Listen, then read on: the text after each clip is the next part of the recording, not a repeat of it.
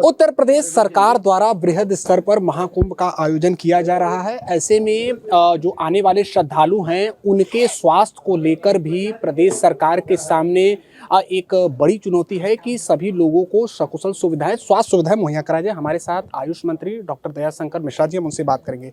मंत्री जी, आयोजन बृहद स्तर पर किया जा रहा है, लेकिन उससे पहले एक और चुनौती आप लोगों के सामने दस्तक दे रही है, HMPV है। कितना चुनौती मानते हैं? कोरोना से भी जैसे देश ने लड़ाई किया, हम लड़े और हम कामयाब भी हुए।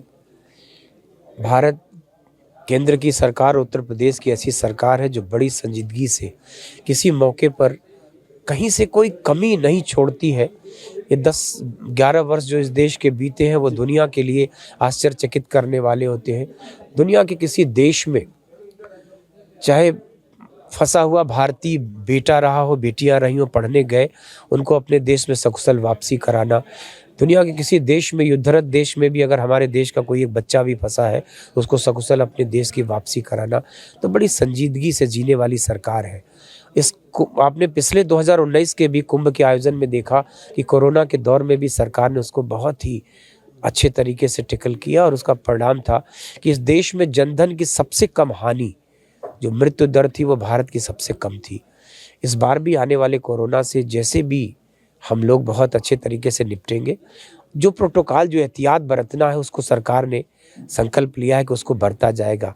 उसमें के लिए सरकार के दोनों जो स्वास्थ्य मंत्रालय है, आयुष का मंत्रालय है, हम लोगों ने उस तरीके से भी अपने दवाओं की, अपने डॉक्टरों की, अपनी पूरी टीम को इन चीज़ों के लिए जागरूक किया है कि ऐसे जब रोग अगर, तो मुझको लगता है कि इस रोग को फैलने ही नहीं दिया जाएगा जितना एहतियात सरकार बरत रही है। अंतिम सवाल, मिल्कीपुर में भी 5 फरवरी को चुनाव है, उससे पहले DNA को लेकर चर्चा शुरू हो चुकी है। समाजवादी पार्टी का ये कहना है कि भगवान श्री कृष्ण का DNA अखिलेश यादव में है। देखिए, DNA एक वैज्ञानिक विषय है। राजनेताओं को बहुत विद्वान बनने से इससे बचना चाहिए। मुझको लगता है कि आपने जो मिल्कीपुर की चर्चा किया है, 9 राज्य जो उपचुनाव हुए उसमें 7 उपचुनावों की जीत भारतीय जनता पार्टी को हुई, देश के प्रधानमंत्री जी के काम की हुई, उत्तर प्रदेश के मुखिया योगी आदित्यनाथ जी की मेहनत की जीत हुई। इस चुनाव में भी ऐतिहासिक विजयश्री मिलेगी, इसलिए कि सरकार के प्रति जो विपक्ष ने लोकसभा के चुनाव में समाज को बरगलाया था, कुछ झूठ बोले थे, उस झूठ का पर्दाफाश हो चुका है। समाज जान चुका है कि सिर्फ सत्ता हासिल करने के लिए ऐसे झूठ का सहारा नहीं लेना चाहिए, लेकिन वो झूठ उस छोटे से वक्ती तौर पर उनका कामयाब हुआ था। लेकिन वर्तमान में आपने देख लिया कि ऐसे झूठ से दुनिया उभर चुकी है, उत्तर प्रदेश की जनता उभर चुकी है।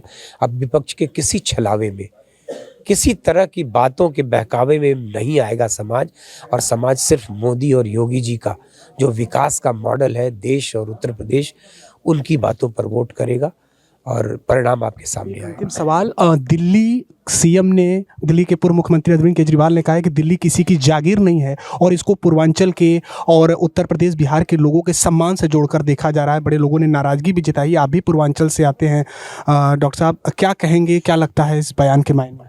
देखिए, केजरीवाल जी का अपना, वो क्या कहते हैं, क्या करते हैं। इस बार की जंग दिल्ली की भारतीय जनता पार्टी की सरकार बनेगी वहाँ, और देश की जनता, पूरे देश के प्रत्येक कोने में आपने देखा कि कश्मीर से कन्याकुमारी तक भारतीय जनता पार्टी का परचम लहरा रहा है। दिल्ली भी अछूती उससे नहीं रहेगी, ऐसा मेरा मानना है।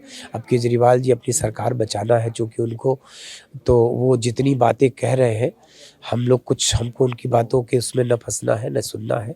हम अपना काम कर रहे हैं, संगठन अपना काम कर रहा है, और बीजेपी का संगठन इस बार ऐतिहासिक विजय प्राप्त करेगा। बातचीत के लिए तो ये थे हमारे साथ आयुष मंत्री डॉक्टर दयाशंकर मिश्रा जी, जिन्होंने तमाम विषयों पर बातचीत की।